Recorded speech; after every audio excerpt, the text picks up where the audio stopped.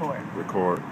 Hey guys, Nicole Cooper here. Actually enjoying this beautiful morning out at Starbucks with my husband, having me a little hot cup of Joe. And I wanted to shoot some videos with my husband because when we were in Chicago last week, he finally had a breakthrough. You know what? We can go on and on about this journey, right? But what we're going to do is break it up into a series of basically how to get your family on board even when they're not believers. So today I want to shoot this video about the importance of you being so committed to your vision even when no one else believes, and how that will totally change the dynamic of your family's future, and how it will create such an amazing impact throughout everyone in your household, even when it seems like it'll never ever happen. So for example, my husband and I, I've been in multiple different businesses. We'll get into the story of why he kind of became anti-home-based business industry another day. But I will share with you this. We went through a series of times and moments where he just didn't believe in what I was doing. He felt like you probably should go get a real job and do this thing on the side. But because I had such a strong sense of urgency to make this thing work, I would not give up. Even though I've tried multiple things and it didn't quite pan out always the way that I wanted it to, it's so important to understand that, there's going to be a journey where you might fail through some things. You might not always have financial wins. There will be times where you've done things and you might ask yourself, was that the smartest thing to do? But when you run relentlessly towards your vision, ultimately you're going to reach your destination. You're going to encounter that opportunity that will give you exactly what you desired. It will manifest your dreams, and you'll see why you fought so hard. So, for example, when I got into Empower Network, I remember it was a bit of a struggle with me and my husband about me joining, because he was like, not another one of those things again, right? And when we first got started with Empower, it was only $625 to join. The total amount was $625. So I initially did the $25 and the $100, and then it was time for me to upgrade to do the $500. So I remember going to him and telling him, babe, I'm about to invest in this business and it's going to be, another $500. He was like, no, you're not investing our money in another one of those things. We're not paying $500. You need to count up the cost. And it was like, it could have went in a different direction, right? It could have became an argument. It could have became, a little bit of drama. So I said to myself, you know what? Let me go ahead and separate my business money from my household money, which I've done before, but I made a decision to make sure I did it properly, so I didn't even have to ask him for the money, that it just went through my business account. So that's what I did. I had my business account set up, and I made sure that I spent the $500 out of my business account. And I also realized that I didn't need to come to him to talk to him about the business. I didn't need to come to him and talk to him about my frustrations, because when I did, it made him bitter.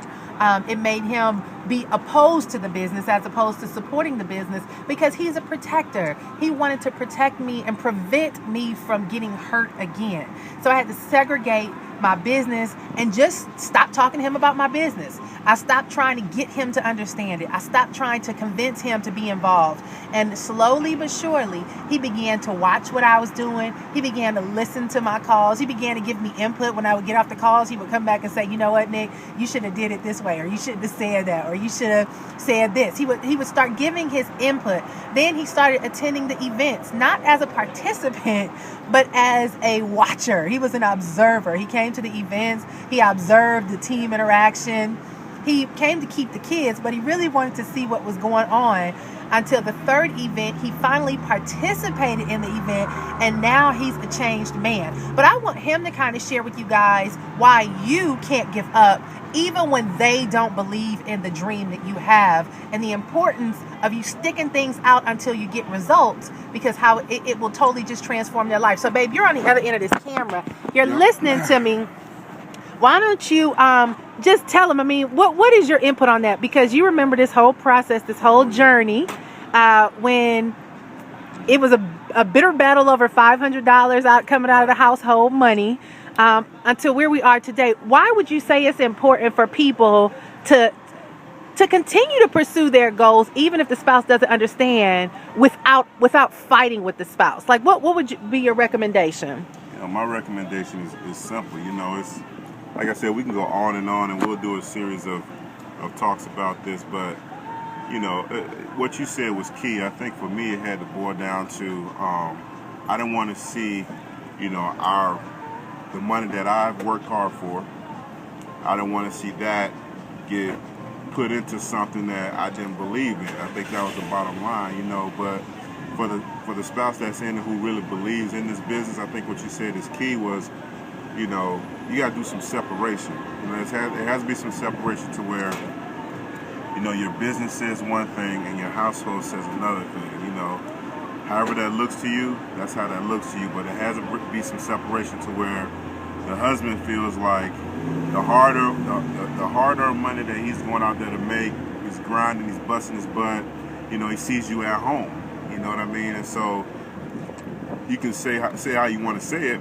From a male's point of view, is like, I'm working and you at home.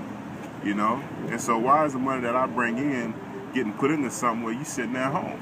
You know? And I know it may sound kind of harsh, but to me that was a reality for me. And so when it came down to a separation of, okay, you're going to reinvest into the business, but you need to reinvest your gains into the business. You know what I mean? And then that way, you know, as your gains increase, so does your business. So when she did that, I began to say, okay, now she see what I'm saying. She listening to me, you know, or he or she will be listening.